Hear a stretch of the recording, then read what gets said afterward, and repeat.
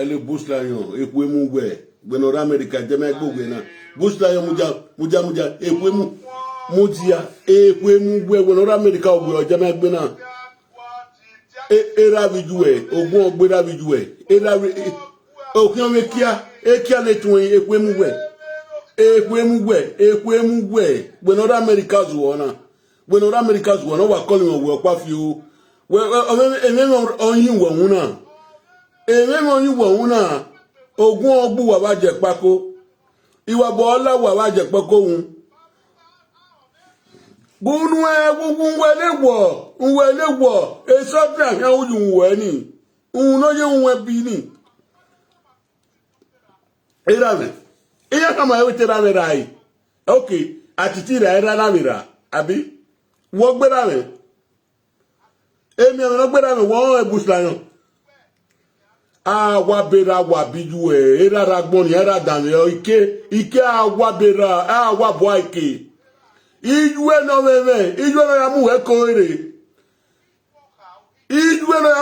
ere ma be ti kwe gimujuwe ijuwe abe we kwe amujuwe buslayon ekwe amujuwe ekwe amwe owe okwa fi na wa kolme megidi nwuna be na megidi nwuna ma uwe no ya ka we na ijuwe aweti ijuwe gi lenu e awotu ne kede obu we wa bitesa to gba oge wa wutu meme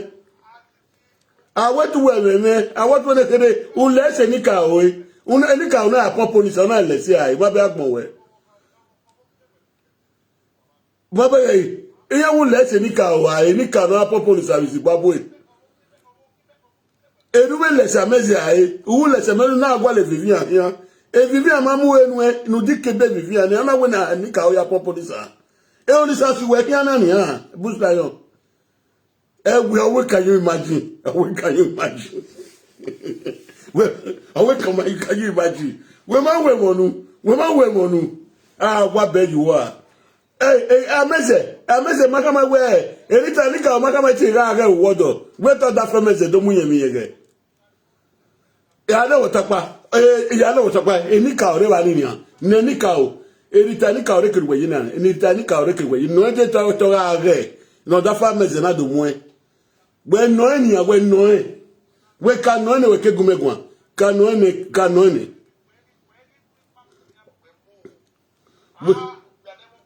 ija enwuru be emi ni me gwa lo masimo bo ni me ri oku o emi ni me gwa lo masimo bo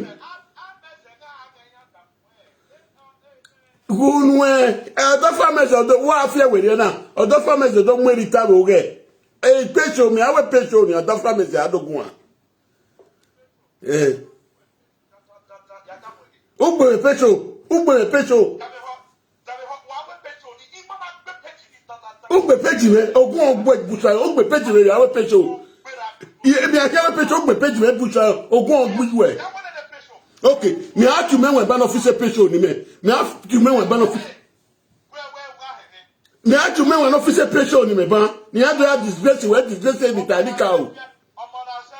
Me kwe yo azompi men oji me kwe yo. Iji me azeno. Ona bi men era me na oji me kwe yo. But me have to we petrol. Me have to we petrol baba me kwe yo. Me ma deny ni a. Busla. Damio we gimegu wegon kina ogume we anywhere dani yana wotapa uwe menwa se menwa uwe yesu se menwa baba we this man ekita we tie baba we this man obu we de we na uwe gba yo we baba we this man we kita no we ta we baba we this man don am we ta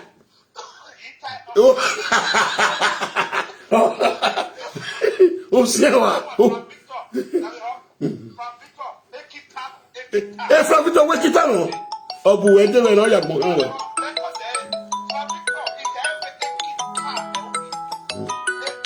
yo pecho ni me a organize event na we say pecho ni me a organize event na me yari bai Imi ado this place we na we evidence gune. Imi a Saturday.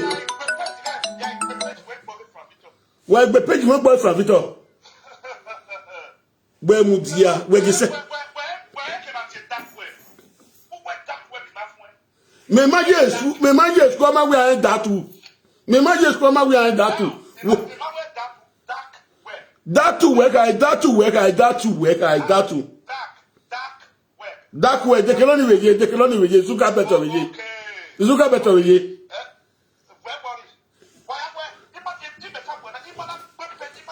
Oh, that's what makes it hard to go on. Me, I will pay show. Me, I will pay show.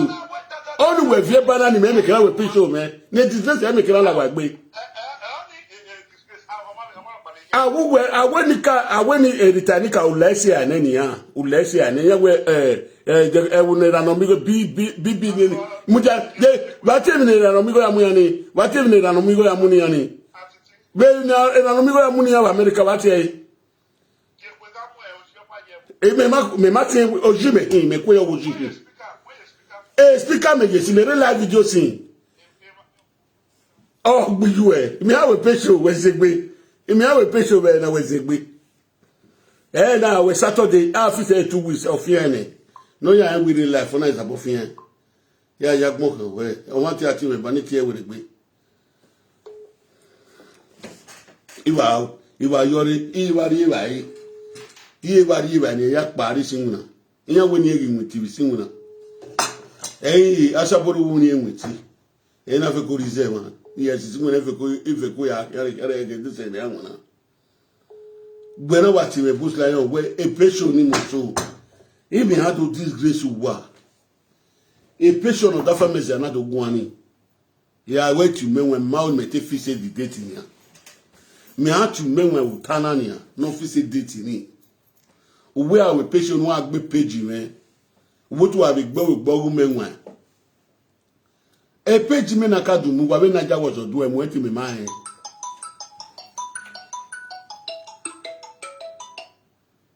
Baba. One for that.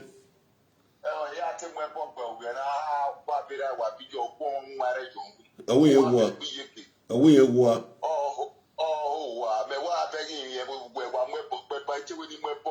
Mugume, Demagbo, we're not.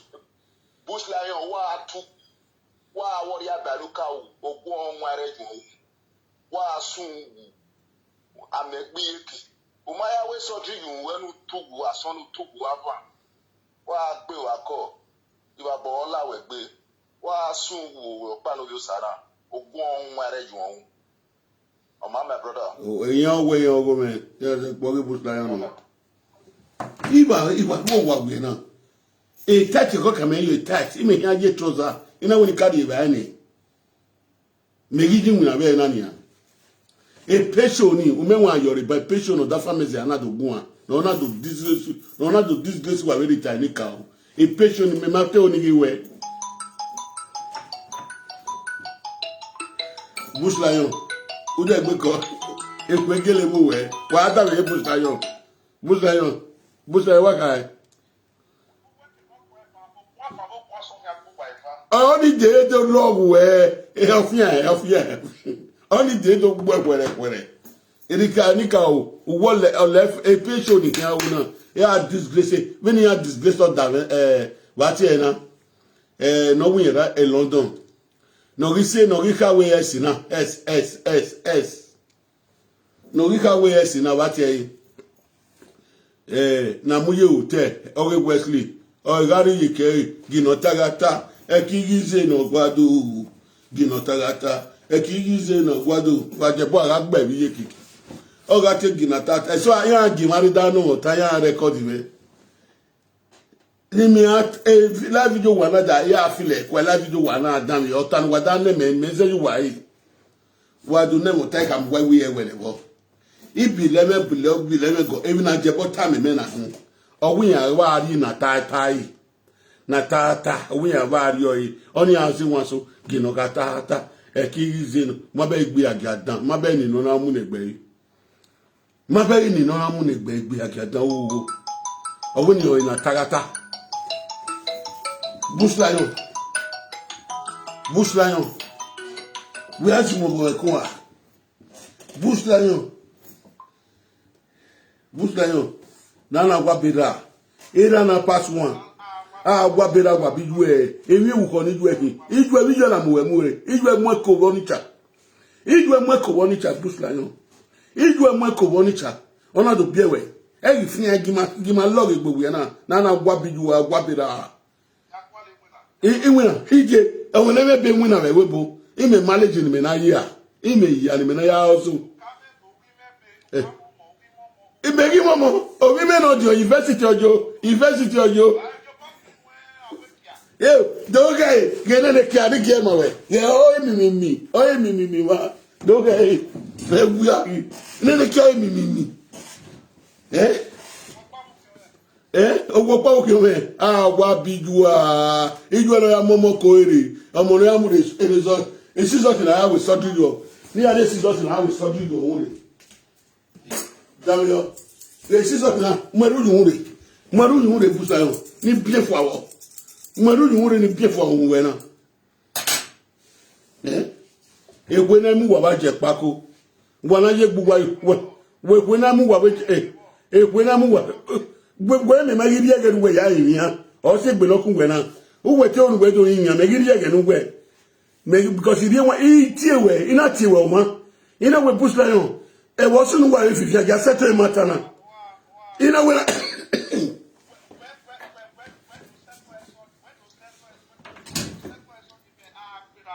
era biduwe emi ewuko ma be agmo we ni ma be be nu o wa me kweyo mi we ni ti me kweyo iwon ayo ikweyo but uwe o wa ijugbe we ni ya no e tanika o e just after my we pay show get the tanika o me kam we me gwalu ni a o ijo only a problem one say when I defiati ono say when I defiati abi ku ani ya no wa fie yo wa abi ku no ma na egbe wa fie yo wa say when I defiati iji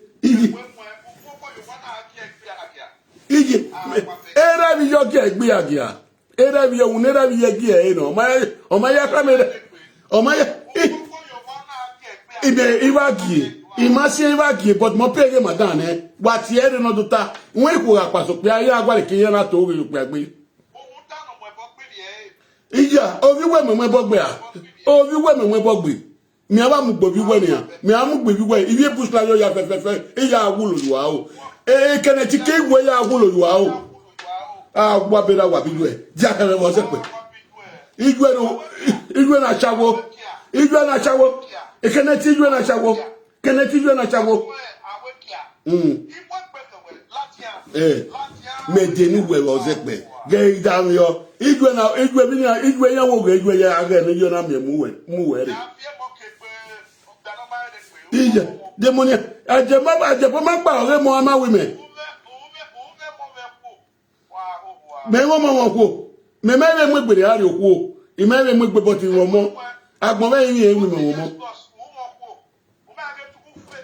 we mo ko eki we na ma we mo ko eki we na e ro ba we gba eki eche ekwe fa we me na la luwe eki we na we eje ni ma we che nu mu ye kiawe ni ma we che nu mu ye kiawe busla ni ma we che nu mu ye kiawe we guania we me kojo ajebo ma jo me masien me era bi yogi egbe agia e mo bi era bi yogi ofin agwa be wa biduwa iju awe adam yo we na wo yen mo pe a giwe give ba so yi de fun me yo o no yin ya imani ege ne no ya yin o wa ti wa mo bogbe iya ba de gene bana we no ba zeti kiri bana do so ate atiti oni se me mari ege ne no ya yin pesho ni imi awe pesho ni be na pesho ni mi awe ebe na this ya menwa Yoruba iyan ogu menwa iti we no physical time ogbon your amazing husband in America want to come and talk 30 euro no normally jowa we ya And anybody know the Johnny like the way wani imu isago gbe wani. When I go ya da age whether age no I cook 10 euro 30 euro and no 3 months go ke o adu do we pay show man. Mu ye wani do we wani ya ku ye. Wa ti me iri kin when we ala we wa allow e kin we expire we there on we allow on e kin we expire o abi ade do we ki o bi aka we dey is 30 euro for my pay show. No do give no that family that disgrace why I. How we me go kan egbe aja. E da bi yo ge egbe aja me pase ayo wa. E say man na do pay ne. When all that no do gbe eso ni ha. When no do gbe eso ni ma do gbe eso ma gbon. When all that no do gbe eso ni ma do gbe eso ma gbon. When we ga attack yan ni no. When la jan we do gbe ni ha. He sleepy, yani ya pay ya he charge women in sleepy, he sleepy ya as when we were starting to get madam we. E ya women eh. Oh yoji. E ya women eh. Wa saga. Ojo kan gbe age. E no owo kino papa be de ojo kan gbe age. Owo kino papa be de ojo kan gbe age. Eri wa ya wi gbe age lata. Ya ga mu so wo ga we ex boyfriend no. E na ka aro wa ye na friend eh. He may made a mistake. He made time me. Bini live buni. Wari okuowe. No man can be no. O masera be dama mari. Iru wagagu wagwan wagari. Iju wagagu wagwan wagari. Whether pe gie you or say cookie. Whether pe gie you or say cookie. Go nania. Ni yemu koiri. Ija weti yegi lene. Ekwe gimu yegi lene. Yami amu. Buslanyo ekwe mu we. We dene buslanyo ekwe mu we. We no America's wona. Am evi America ya giwe nana. Evi America ya giwe nana ya. If I'm not educated even. Mudia you be fagunwe. Shut up your man, let me talk to you. Let me educate you this morning. Let me educate you this morning. Let me educate you this morning. Let me educate you this morning. Ekwemu evi America ya gioni ha. Nya wa munu geyo wa. Evi America ya gioni munu geye Facebook wana. You are cowards. Illiterate is down. No way about Ebon we are America ogwa agbon yoto. Ebon we are America ogwa agbon yoto. Owe opa fi ona. Umagun ewie. What do you mean? Maria Gano ya imi. Una atebo ne Vivian. Ije ni gede Vivian yore ne. Ne Vivian do mwe bokere gbo Vivian. Vivian do mwe bokere gbo Vivian. Ije ba gede Vivian yore ne. Ije ba gede Vivian yore ne. Owe opa fi ona. Vivian ma yore. Vivian ma yore ya. Me denu webe na. Ile America ya gio. Me macho we Vivian yore ne. Ne kwemu. Ye je lowe, ye je lowe. We wekia. We ne kia enwe na lo rubber chain. Ye rubber chain no. Ye rubber chain no ne gie magbon. We do ya giogi me. Owo we won ko wa. Yi won ko wa ye ko mu amekan ge anya kiana busla anya kiana. Bueno che wa wekia anya kiana. Busla anya kiana ona we mu ye oweritania. Ona we kwa yi werita. Una wu ko ifa wa obi Yoruba no abadon. Ubege egbe egbinagiro onya ni amikira de social benefit no na le bobi Yoruba ki gboregbe. Iwu ge o ka gbe aga era bi yogi egbe aga. Era bi yogi e ka una ma era bi ye ma no yan yo bo era bi ya ge. Yan gba le ge webo. Gba ga do ye gbe ma. Gba gi ma do ye gbe ma ya ka mu wa gbe. Me mo Atiti new generation. Profect Atiti. Ah biza bush lanyo. Wa saga wa gbon.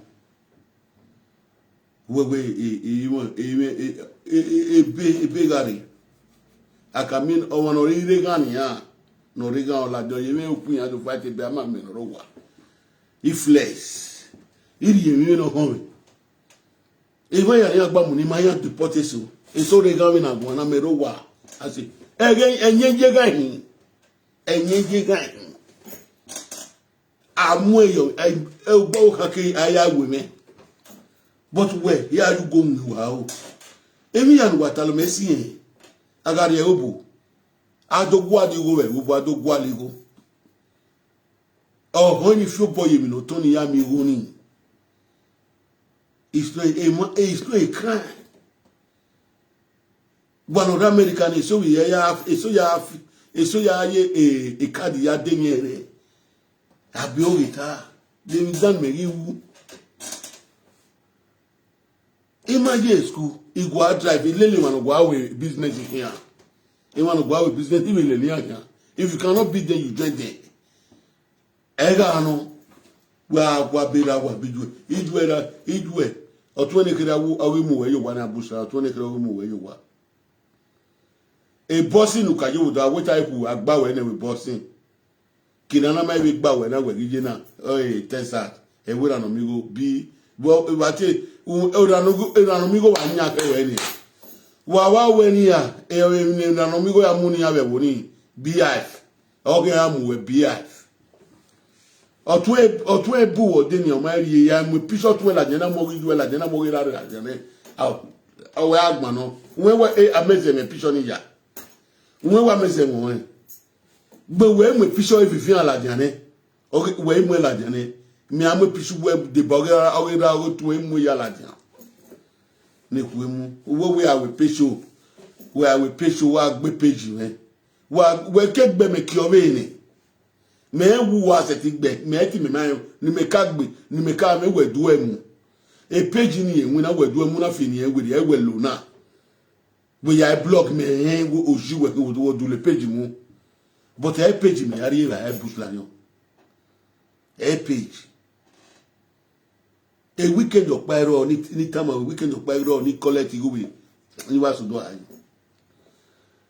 yan wa tarugbada aya na gbo wan o gbe no fe we ayin gbe no we e mo koko o wa ma mi e government ma di go no wa ri ra re this thing we na bush lion irano mi go amikini irano mi go na wina de ko we na wina wa parabulate the street wa ge no onise monica here. Everybody again say Vivian, Uyago Nisa, una ya DT. Uze go nise Vivian, una win in Ritanica or ya pomponita. I win in Ritanica on his agbe. Only no garo wodo no da form is the domu wa I woge. O da form is another where what biego wa. What biego, Tamazona biego ne, oh Lord Jesus Christ say, oh Lord Jesus Christ say, Ritamie. Only Jesus can say, only Jesus can say, Ritanica o miewe. On our pay, Ritanica o miewe, Ritanica o miewe, Ritanica o miewe. Or say, no beat us your head. Or say, done. Everywhere we betray them as a bush rat. Everywhere we betray them as a. Everywhere we betray them as a. After our message, long way spinaka wedding. Oluwo we spinaka hewe o degile yo wiere o ti we mele sokuze budi gbe na meze ba wa lake spinaka heme ni we no ba wa spinaka heme o ma me opono to mu yakara o we me opono to gba mere yo o mu yakara o we me o wa le we spinaka di bagile heme mo age lo pe azetin ye gbejo ma me bobu ya gbebu awe ti fa gbo ala egbe agbe egenu ya aye nwe pejita nu ya aye nwe pe gwana fe joromi jo wana egenu aye nwe pejita be ne olita aribo ita odon e we ga ye nwe pejita oliver we mi wo ge ni oliver no be ye nwe pejita we mi wo ga wo we bu te go but we ma mi ri la je wo we won spinaka le kewe akigbo e aguga yo po pe jitara we na doru pa yo ameje na doru pa yo be si so na do ye peke we na yo po pe jitara mese wi ye wa de bo to give na mese go ba mese mu give ni ba mese mu buslan even no ba mese mu na even na ba mese mu na where ya time ya me ati from Victor na come we push line we agbe page oge we o we kita menwa imi atu menwa na menwa bu we de na we eke ya ho wo ya do vion we na we do wo boy ni ti e do mu fun we di ka me wo turo we evidence ni ti e do yori ni no wa watch video na no ge we uro bi menwa si e busa uro bi menwa si o bu we de na o wa ju go nwe wa o we oge bi no je o ma yori o yoro ti me no wa we wa wota ma be Ajebo no ro ifagbo ala egbe bi ifagbo ala we gbe na ni wo wa ago ni soku wa e wo ko de me aba we me wa we me do via wa be no me na nego agun na no ogun ya gun be na ne ena iwa we me do via wa ma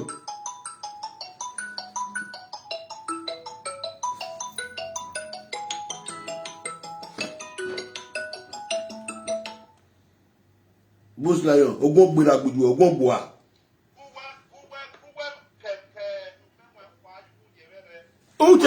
Ajebo no menwa Ajebo no menwa bus lion obu Ajebo na ogun ogbo ewi ko kin egua gagbon weje na America we ke call me no respond we na America de tu mu gbagbon era mu we ye obonu ado wo wa egwa we ya orun ni ye eri ma bien fo abe na e ma e bu menwa do bi won ni fo abe na o menwa kan we so tiri yo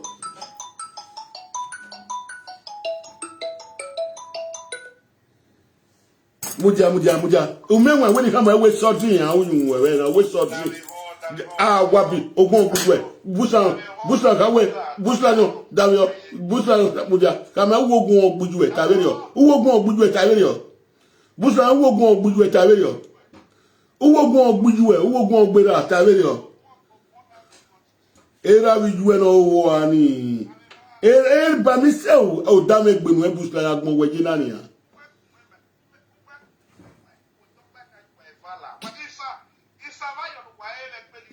uwe degbeta don amu we degbeta don amu we degbeta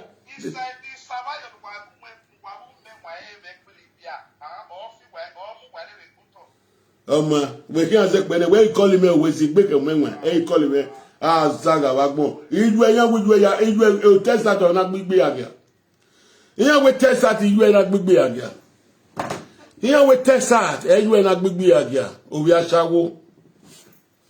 owi asawo no ya momo ko ire na ma ke ro ke mo mori we ye pio ya ma ke ni we ke mo were me mi wi edo nu mo yo bi ode we akele mi wo obi edo obi obora iyan wi shekiri yan we ike eniwe ni ike ave ni dani ma mi edo ni yan obi edo na in da claim mi wo obi edo yan ike na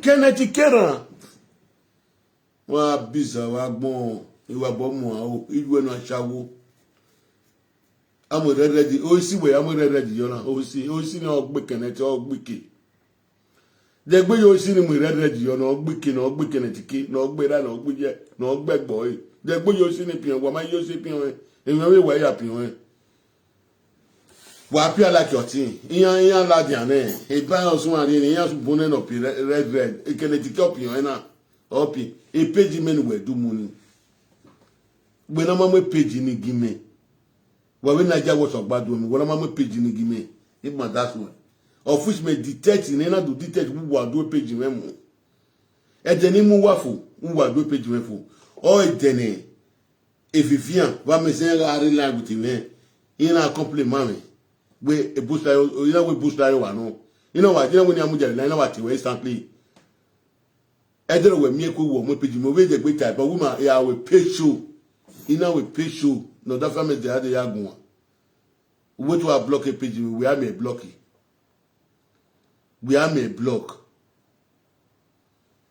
we America we na wa ya iya ye iya da so mais so boy win na ya bueno we be bueno America no mais no America so mais so boy win na ya o me e de agbo we kinu e de te amu e ni ari wa parapulate e da ekwegi mu era restrict ekwegi mu yue ekwegi mu otun otun da we we se test out ni otun da we we ti test out no aya we ni mesi ba ni wa ye gbo yu no owo kwe fanye we wa eri Ajebo ho no te we no wo kwe awo we ijo wa number 1 na tata number 2 iya aro wodo ni ona lo ye kiyan be Vivian ete Vivian ro wodo wa lo ye ki Vivian Vivian iye ro wodo mi mu go Vivian won du wa mai national cake o pe ni ro je mi na ogu wedero Vivian ye ro wa yi ba Ajebo mu go yo hun bueno do ta wo ri no bueno re bebo ri Ajebo gbogbo ani attack da Ajebo ya me pe ani ku o yo pe ani rere wu lugbo ma e ime ham gwa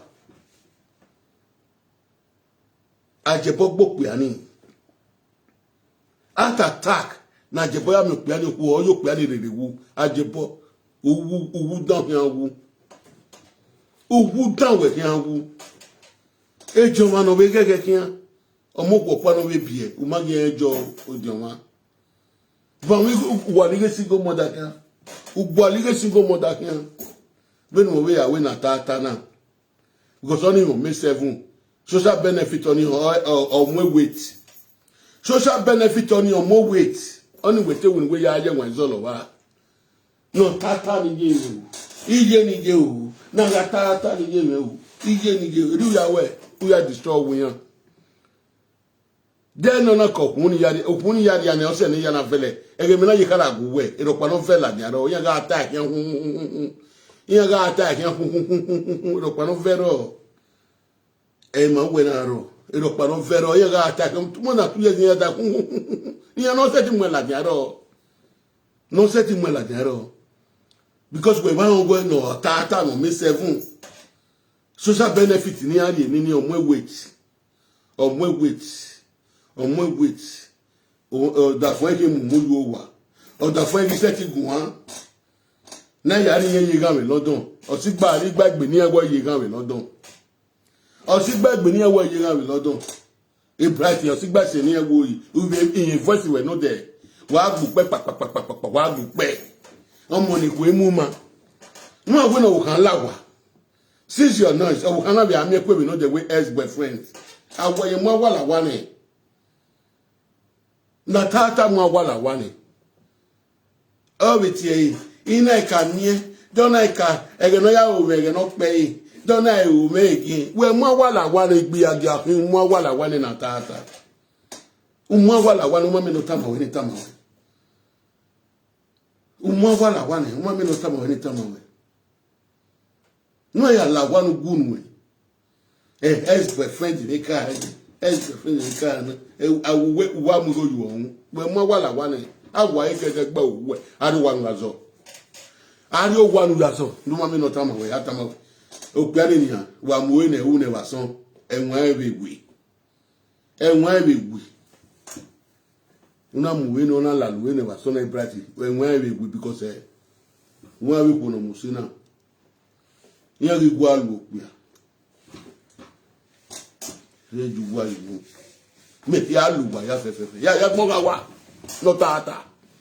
When I do before more 10 no di. Ukino di. No ma zo. Again me ya na we. Again me ya na we. Ya yi me me.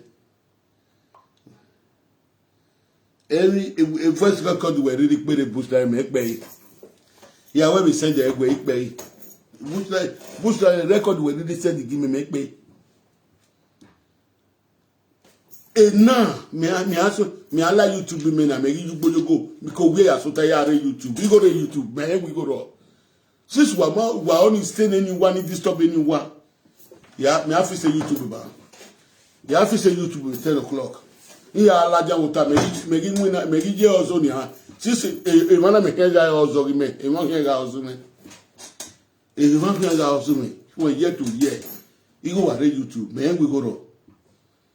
Me aba total we di go abo sa ba de te lo don je na we asaburo total wa ati comment me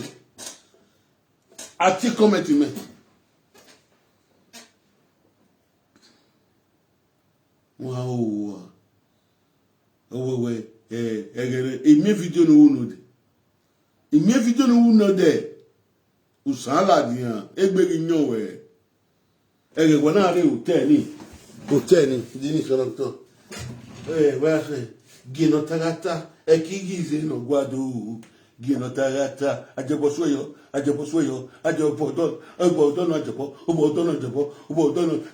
fasi fire egona so na tagata ekigize no gwado. Who that is boyfriend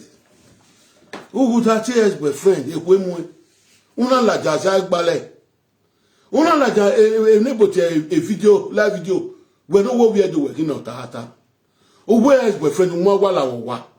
Umwala wa. Umwagunwe. Umariunwe.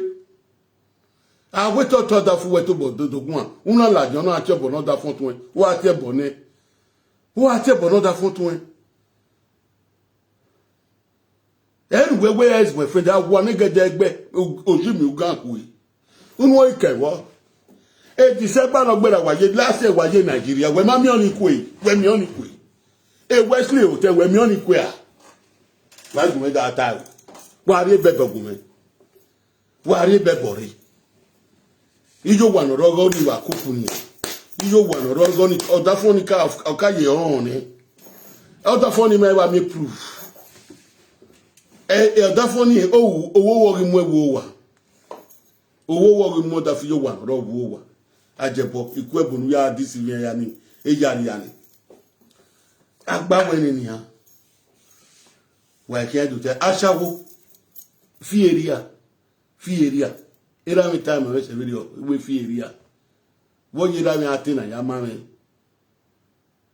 wo yira mi atina ya me wo kuna ni wu na odu so abie mewe we bu na owo bi omo pa me na we wa o wi wa gwe the fresh one wa ri ewu doni igual a fresh wife in him, I said, go no cabin, or why would not go to swamp me one a whip, or where mouth, eh?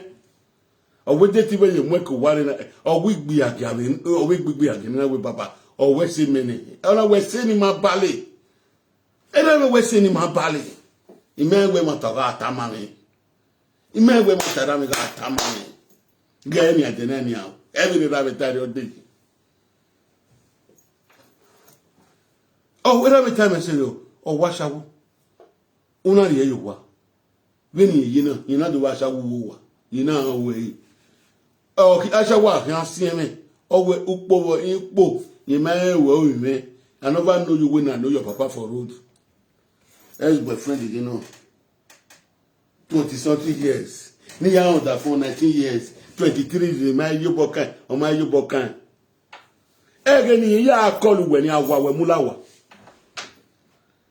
Egeni ya call weni awa maseti ya decrim ya bishop da fon o ma decrim ya bishop e bright nu gbe le cartoon yo ogun nu gbe le cartoon yo efo e du gbe le cartoon le ohun du ma gbe isa bo gbe le ohun go geni weni ni no ye eni we sekewa o pete we na isana ne yo yo eni we sekewa na we ni isana ne yo wa arugbo happy red na wagwale ni egumi wa apia like yotin wa yakwo na yo omeme na yimare e bush lion no wagumi apia like yotin wa yakwo yimare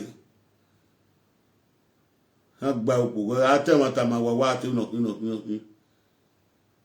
e ki agwale fine boy here agwale boy no mutala wo yupo ni san amayo na yo bo wa doloma wa yi ake no phone en wasana yi kwedu ake no phone en wasana yi wagwale kine feje kian. Well, they told me so the boy can but maybe to wear so that from where the that they who will to be up by you are. We are asking property here. Why property we are asking here, equal do. Aviji Matias working here, your boss working where do. I'm not one government in the owner where you are misbehave. I am what we do to rob. Nick we get that they root to rob, Nick we do not, Nick we get to the rob. and one of you bog be killed after waffle and where I see it, and where I see it, and where I see it. Why are you care? I cook it, what a good I cook, why I see it, all lies in it. What tell you, what take me 10 years, why can't why are you bossiano? Why are you bossiano? No time, no making that time, because you can't bun why you, or why you work, why are you bokula yesterday? Why are you bokula yesterday?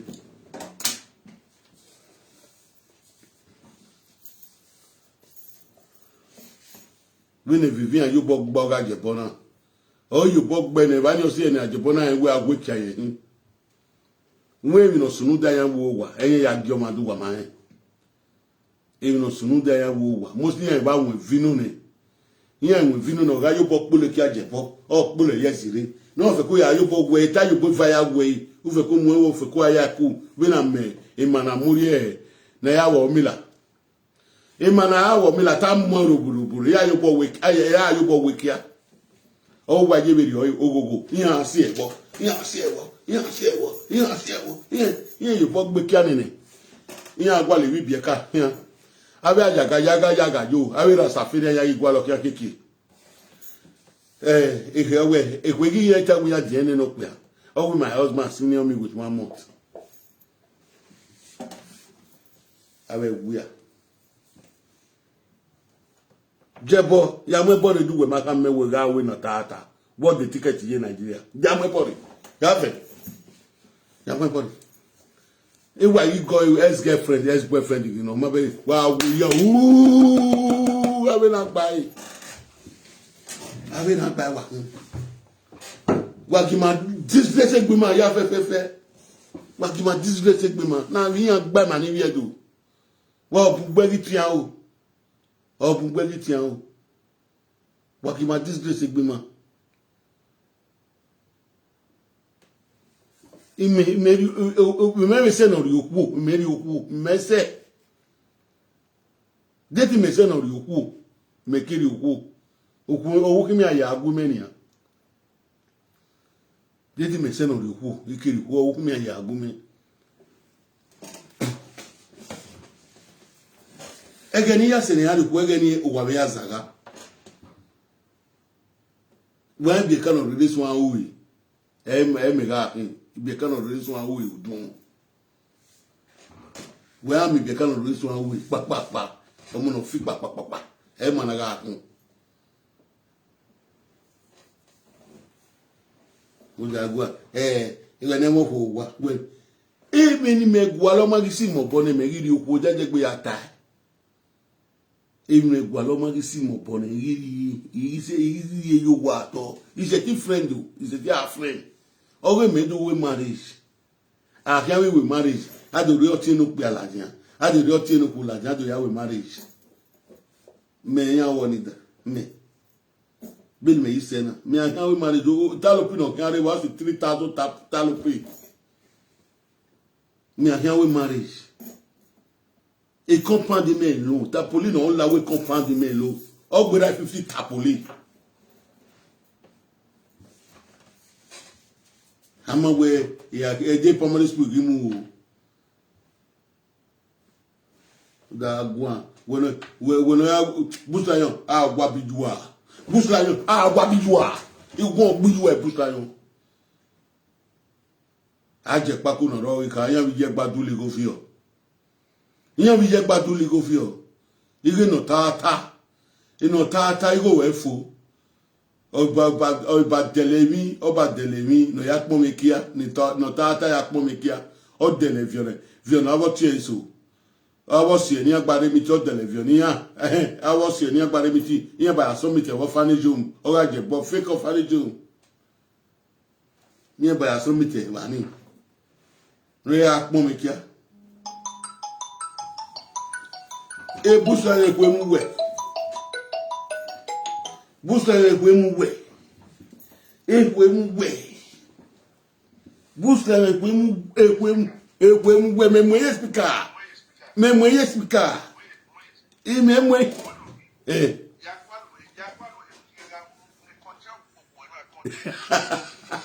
busla yo ni mo camera do be we kwa ni mo camera ni mo we kwa no be no do we be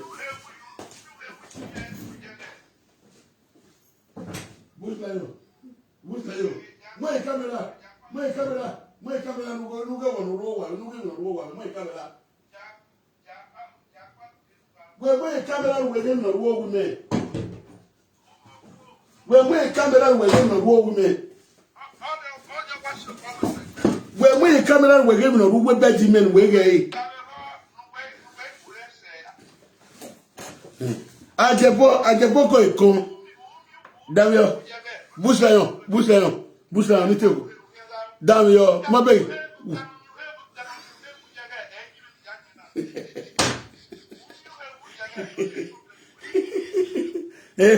Okay. Guwe gba lo pari tele mi etu wa ko efua.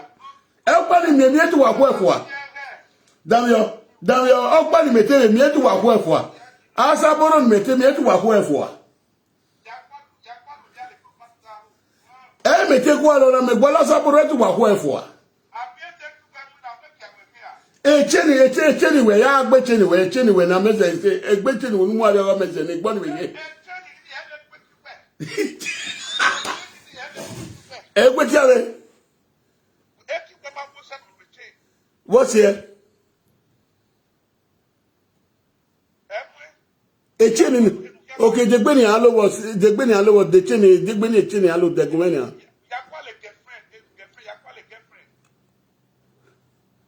but we my camera ni gebe okay ya gwa girlfriend gbe make la ko wa ya bi asaboro wa kwa saboro fo wa kwa saboro fo ani a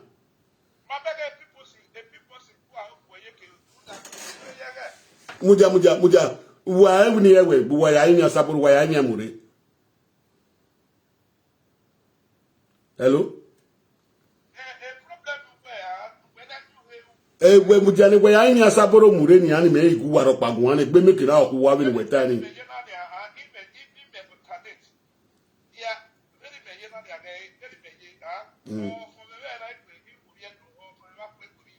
ije mujale oh we na wo viedu wo wi Yoruba egbe kan ye ham we memi wewu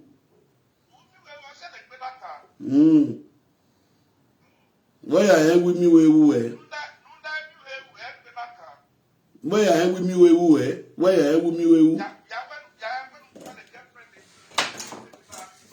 boy camera ni gege friend me mawe boy camera ni gege friend me mawe wa bi you no gbe agia iwe no gbigbe agia we iwe no gbigbe agia gbagbo e wa bi you owe ni agwa lo ku ne gbe mekira okin ya Facebook owe ni agwa lo ku opa ni tewe mi asapopo yan wi yan ku e ba ni ezo na de gbe sunwe gbe asapopo te mu we la wale eyin ya ma mi e ba ni ezo na de gbe sunwe iya ha mi no mani ya ga ya imi asaporo iya be donate go ni yari lodon iya be donate egbe ke okin ya we be rio ya ju go mu ya o busla no akausa iya we be bu ni aje bu na we te busla yo mo mi go lele ya ni aju gboyogo obi ge we go follow obi yen ni na settle with obi Yoruba no bi o mesisi ne won wa bi o mesisi wa America social benefit yan ya wari ni oni gbe okawa gbe 3,000 euro ne no deni ya si inwe ye te gba we return ka o ye gi so don ni return ka me go yin ya de gbe aseto with obi Yoruba ni yan ga pe la wo bi ni ka o yan bi ami ni ka yo bi ami obi Yoruba yin ya zu ole le wo yan na ni ge dogba e wana wane o ma gba le fian de dogba de gbe ade YouTube me here ga yo ni busla wi gbe page me mi awe page show busla no ma gbe page show o ma gbe page me mi awe page show na gon gbe da gbe page show mi awu na do gbe page me no ga di o gbodo ki an wi gbe eri arun opa eri wo pa ye ni tani ka di o gbodo ki an wi gbe bi aso ade butu wa vini ya gbe lu ya go na ta to bo isi obowo kikan iwa si obowo na gwa titi we sun ime si obowo kirikiri Ni pe wọn. We a girlfriend. Ige girlfriend me ma we. No age. Oye zoko. Obi ni ewu no fo ano. Ede ju wa yu nu. Owe e girlfriend gbe na kan me. Awa agwa bubu a. Abi mi ko. Go sleep. Go sleep. Was Zaga Wagon. It's wild.